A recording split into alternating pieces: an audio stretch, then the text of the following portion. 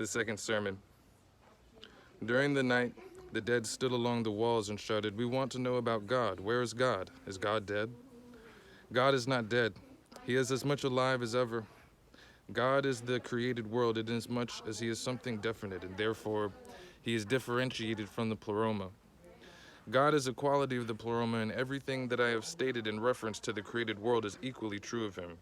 God is distinguished from the created world, however, inasmuch as he is less definite and less definable than the created world in general. He is less differentiated than the created world because the ground of his being is effective fullness, and only to the extent that he is definite and differentiated is he identical with the created world, and thus is he the manifestation of the effective fullness of the pleroma.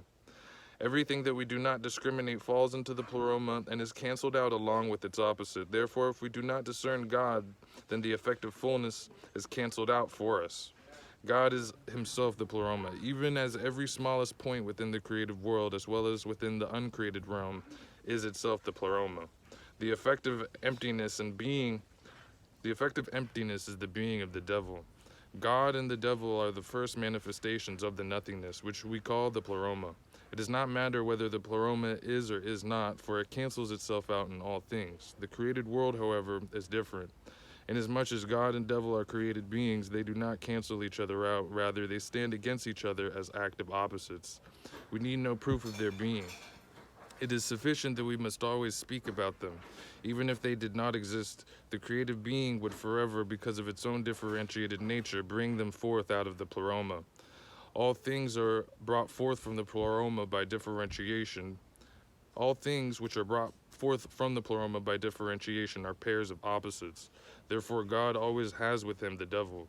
This interrelationship is so close, as you have learned, it is so dissoluble in your own lives, that it is even as the pleroma itself. The reason for this is that these two stand very close to the pleroma, in which all opposites are canceled out and unified. God and devil are distinguished by fullness and emptiness, generation and destruction. Activity is common to both. Activity unites them. It is for this reason that activity stands above both, being God above God, for it unites fullness and emptiness in its working. There is a God about whom you know nothing, because men have forgotten him.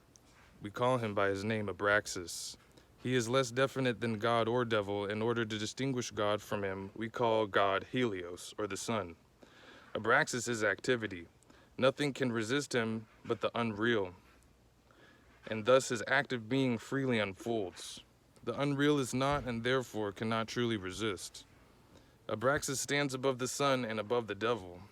He is the unlikely, likely one, who is powerful in the realm of unreality. If the pleroma were capable of having a being, Abraxas would be its manifestation. Although he is activity itself, he is not a particular result, but result in general. He is active non-reality. Because he has no definite result, he is still a creative being. He is active non-reality because he has no definite result. He is still a creative being inasmuch as he is differentiated from the pleroma.